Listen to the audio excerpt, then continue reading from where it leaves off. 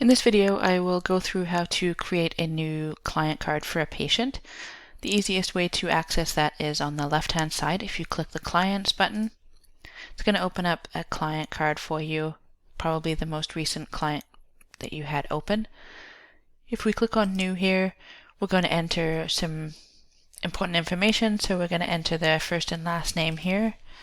Then we also need to make sure we add in address and phone number, so this way the physician and the staff can contact the patient as required.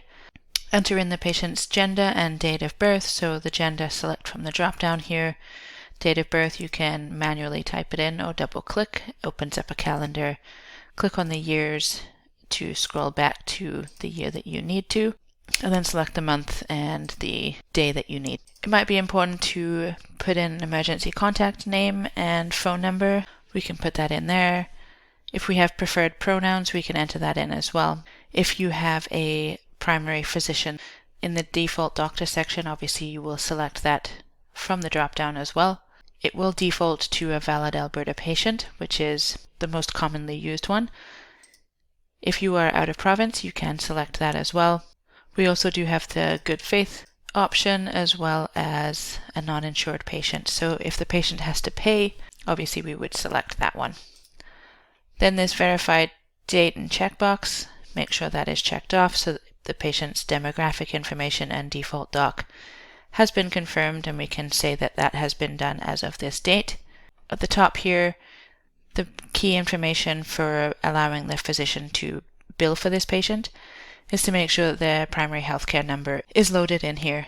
As obviously an Alberta patient, you will enter that 9-digit PHN in here. If they are an out of province, you would select from out of province or a territory from here, and you would enter the healthcare number for that province or territory in the reg number field.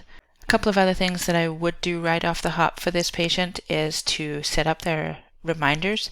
I would click the Reminders tab, click on Add, select which method the patient will prefer to receive those reminders, whether it's email, text, or phone.